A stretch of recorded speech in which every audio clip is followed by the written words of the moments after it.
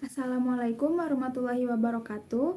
Perkenalkan, nama saya Kaisa Azahra dengan NIM 242100071, Program Studi Pendidikan Bahasa dan Sastra Indonesia kelas A2 2024. Pada kesempatan kali ini, saya akan mempresentasikan mengenai hasil analisis saya, yaitu teori behaviorisme terhadap pembelajaran bahasa. Nah, yang pertama adalah latar belakang. Jadi, teori belajar bahasa adalah dasar penting untuk memahami bagaimana manusia mendapatkan dan meningkatkan kemampuan berbahasanya. Melalui berbagai metode yang ada, para pengajar, para peneliti, dan para pelajar bahasa dapat menciptakan metode pembelajaran yang lebih efisien dan efektif.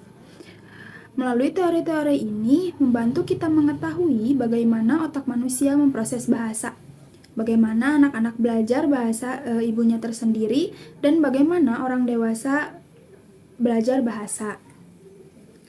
Nah, lalu teori-teori tersebut juga membimbing kita dalam menyusun alat evaluasi yang valid dan dapat diandalkan. Dengan mengevaluasi hasil belajar siswa secara akurat, kita bisa menilai sejauh mana tujuan pembelajaran tercapai dan melakukan penyesuaian yang diperlukan. Nah, yang kedua ada pembahasan. Pada pembahasan ini, teori pembelajaran behavioristik menekankan bahwa perilaku yang dapat dilihat muncul sebagai akibat dari proses belajar. Dalam pendekatan ini, hubungan antara rangsangan dan respon menjadi konsep yang penting, di mana pelajar diasumsikan sebagai pihak yang tidak aktif dalam pembelajaran. Nah, pada teori ini tuh bertujuan untuk memahami perilaku manusia dengan menggunakan metode yang objektif, mekanis, dan material, sehingga perubahan perilaku seseorang dapat dicapai melalui pengkondisian. Pada teori belajar behavioristik, cenderung memandu siswa untuk berpikir. Oleh karena itu, diharapkan siswa memiliki pemahaman yang seragam mengenai pengetahuan yang telah diberikan. Artinya, apa yang diajarkan oleh guru diharapkan harus dipahami dengan baik oleh seluruh siswanya. Nah, lalu ada kelebihan dan kekurangan pada teori behaviorisme. Sebenarnya, teori behaviorisme ini memiliki banyak kelebihan dan kekurangan. Hanya saja, pada kali ini saya hanya akan menyampaikan masing-masing 3 poin pada kelebihan dan kekurangan teori tersebut. Nah, pada kelebihan teori behaviorisme yang pertama itu ada mendorong pendidik untuk selalu memperhatikan dan responsif terhadap berbagai hal yang terjadi selama proses belajar. Nah, maksudnya tuh seperti misalnya ada siswa yang tidak paham mengenai materi yang telah diajarkan oleh guru tersebut.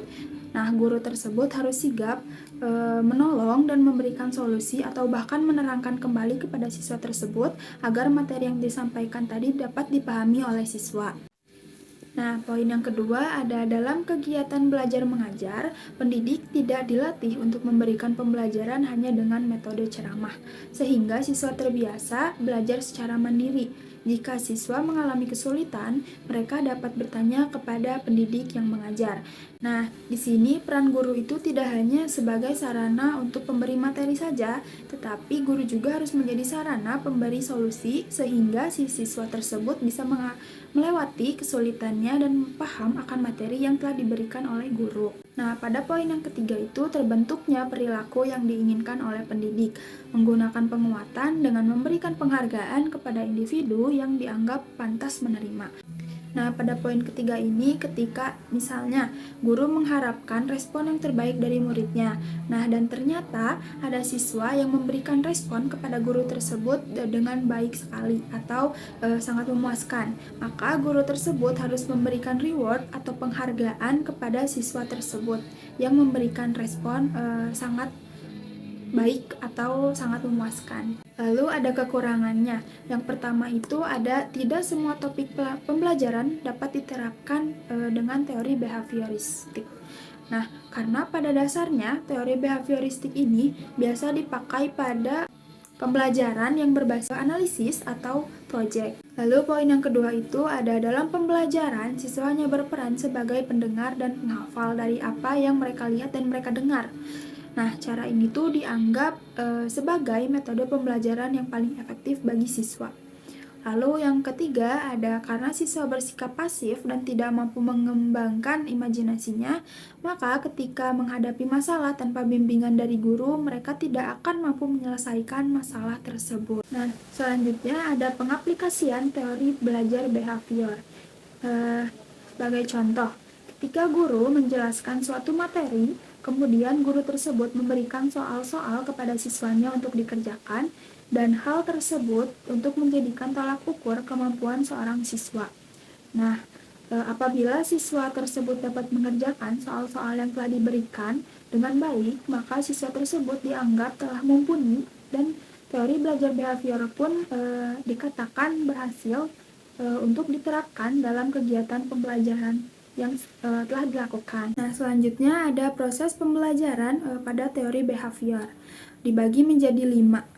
Yang pertama itu ada menetapkan tujuan pembelajaran dalam bentuk standar kompetensi atau SK dan kompetensi dasar atau KD serta indikator pencapaian siswa. Nah, yang kedua itu ada menentukan materi yang akan diajarkan.